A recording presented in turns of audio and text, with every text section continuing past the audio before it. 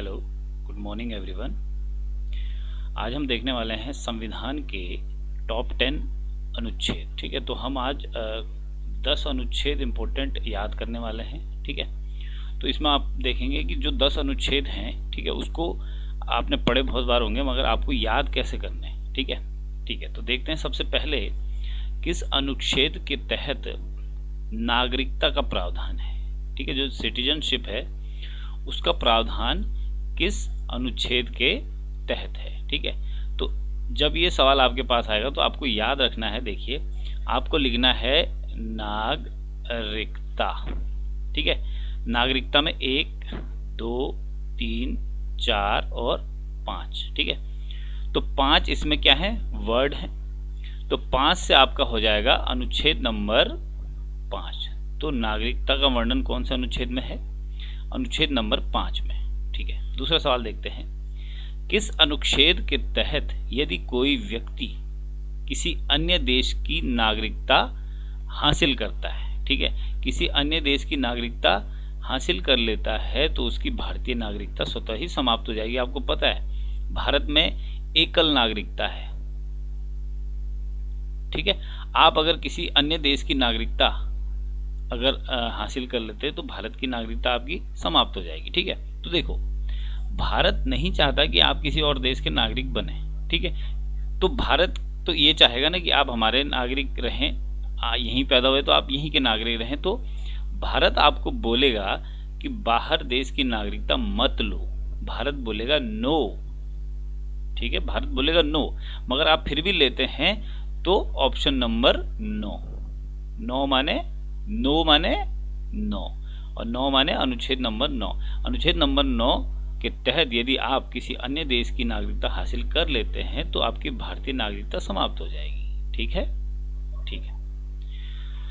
अगला सवाल है, संविधान के किस अनुच्छेद के तहत अस्पृश्यता का उन्मूलन किया गया है। ठीक है, अस्पृश्यता मतलब आपको पता होगा छूआछूत। ठीक है, अनटचेबिलिटी। ठीक है, तो आपको पता है पहले ऐसा होता था, जो निम्न जाति के लोग थे उन्हें छूते नहीं थे, इस तरीके का माहौल था पहले, मगर अब नहीं है, क्योंकि अब संविधान में एक ऐसा आर्टिकल है जिसके तहत, ठीक है, अगर किसी ने इस पर कंप्लेन कर दी, ये चीज आपको याद रखनी, किसी ने अगर कंप्लेन कर दी तो इसमें जो इसमें ये नॉन बेलेबल होता है, मतलब इसमें बेल आपको नहीं मिलेगी। समझ रहे हैं? तो देखिए आपको कैसे याद रखना है, ये जो आर्टिकल है अगर आपने किसी के साथ छुआछूत कर लिया, ठीक है, तो आपको हो जाएगा बहुत बड़ा खतरा, क्योंकि इसमें बेल नहीं मिलती, नॉन बेलेबल है ना, तो आपको हो जाएगा खतरा।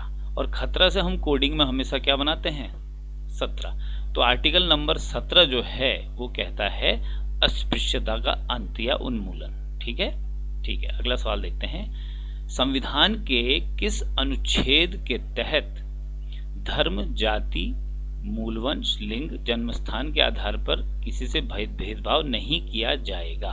ठीक है, अच्छा, जब इस तरीके का आता है ना तो सबसे पहले यहाँ पे धर्म आता है, याद रखना। ठीक है, धर्म के हिसाब से किसी से भेदभाव नहीं किया जाता। ठीक है, आपके पास जो धर्म है, ज्यादातर आपने जो सुना होगा कॉमनली, हिंदू, मुस्लिम, सिख, ईसाई, कितने सुने, 4।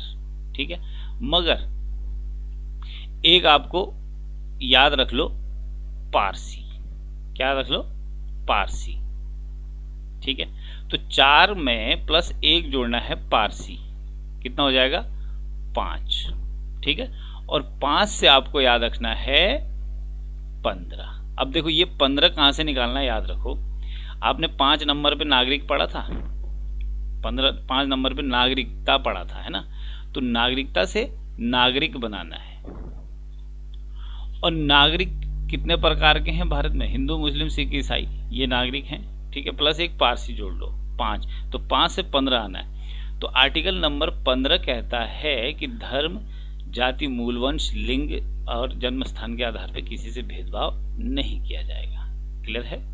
ठीक है, नेक्स्ट, संविधान के किस अनुच्छेद में किसी भी धर्म को मानने और उसका प्रचार प्रसार करने की स्वतंत्रता है। देखो 5 में था नागरिक, ध्यान से समझो, 10 बढ़े आप 15 आए, इसमें था कि धर्म के आधार पे किसी से भेदभाव नहीं किया जाएगा।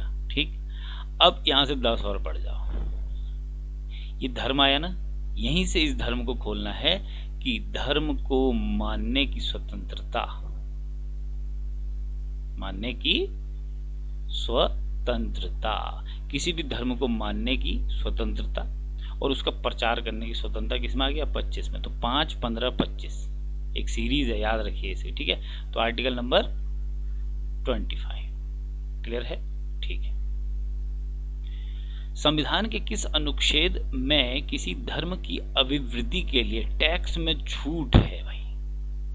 ठीक है, किसी धर्म की अभिवृद्धि के लिए क्या है? टैक्स में छूट है, ठीक है। तो जो ये मिशनरीज होते हैं, इस तरीके के जो होते हैं या मिशन होते हैं, उसमें टैक्स फ्री होते हैं, ठीक है। तो कैसे याद रखना, आपको टैक्स का टी बनाना है, टैक्स का क्या बनाना है? टी, ठीक है। एक मिनट, टैक्स का बनाना है टी, क्या हो गया? टैक्स का टी बनाना है, और ये जो पीछे का भाग है इसको हटा दो, ये बचा सिर्फ इतना, इसको हटा के यहां लगा दो, कितना बना? 7, ये टी है, इसको हटा के यहां लगा दो, ये बन गया 7, और 7 से बना 2 और 7, टी को बनाना है 7, उसका जो ऊपर का डंडा है उसको तोड़ के नीचे ले आना है, ठीक है। तो कितना हो गया? आर्टिकल नंबर 27, ठीक है। अगला देखिए, संविधान के किस अनुच्छेद के तहत नागरिकता संबंधी कानून बनाने का अधिकार सिर्फ संसद को है? ठीक है, तो आपको याद रखना है, संसद में 3 आते हैं, लोकसभा, राज्यसभा और तीसरा है राष्ट्रपति। मगर राष्ट्रपति तो कोई सदन है नहीं, पास कहाँ होगा? लोकसभा से और राज्यसभा से, ठीक है। आपको ऐसे याद रखना है कि जब नागरिकता के संबंधित कोई कानून बनाना होगा तो पहले मान लो लोकसभा में पास होगा और फिर राज्यसभा में पास होगा। एक सदन ये है, एक सदन ये है। तो आर्टिकल नंबर 11, आर्टिकल नंबर 11 कहता है कि नागरिकता संबंधी कोई भी कानून सिर्फ कौन बना सकता है? संसद। क्लियर है? ठीक है। नेक्स्ट है, संविधान के किस अनुच्छेद के तहत कारखानों तथा भारी काम में, ये इंपॉर्टेंट है, 14 साल से कम उम्र के बच्चों पर प्रतिषेध का उल्लेख है? मतलब कारखाने और भारी काम में 14 साल से कम उम्र के बच्चे नहीं होने चाहिए, ठीक है। ये कौन से अनुच्छेद में है? सबसे पहला तो एक कोडिंग आप याद रखो, इसे 14 साल है, ठीक है, 14 साल है, और 14 साल को थोड़ा भारी कर दो, 14 साल को क्या कर दो? भारी, और भारी करेंगे मतलब थोड़ा बढ़ा दो, तो ये हो जाएगा 24, ठीक है। तो आर्टिकल नंबर 24 कहता है कि कारखानों और भारी काम में 14 साल से कम उम्र के बच्चे काम नहीं करेंगे। तो हमने 14 को भारी बना दिया, 24 कर दिया। क्लियर है? ठीक है। नेक्स्ट, संविधान के किस अनुच्छेद के तहत मानव दुर्व्यापार और बलात्श्रम, ये बहुत इंपॉर्टेंट है, ठीक है। पहले होता था ना कि पैसा नहीं देते थे, बलात्श्रम, ठीक है, पैसा नहीं देते थे, काम करवा लेते थे, ठीक है। तो आपको याद रखना है, देखो आप जो उच्च वर्ग से निम्न वर्ग की ओर आते हैं, तो उच्च वर्ग 1, 2 निम्न वर्ग और उससे नीचे भी और कम वर्ग, ठीक है। तो आपको याद रखना है, जो ये सबसे उच्च वर्ग होता है ना, ये इन दोनों से काम करवाता है। जो 1 नंबर का उच्च वर्ग होता है, ये 2 और 3 दोनों से काम कराता है। तो आपको याद रखना है, यहाँ पे दुर्व्यापार और बलात्श्रम, ये जो 1 नंबर है किससे करा रहा है? 2 और 3 से करवा रहा है, ठीक है। तो 2 और 3 से करवा रहा है, जो उसके निम्न है, ठीक है। तो आर्टिकल नंबर कौन सा हो जाएगा?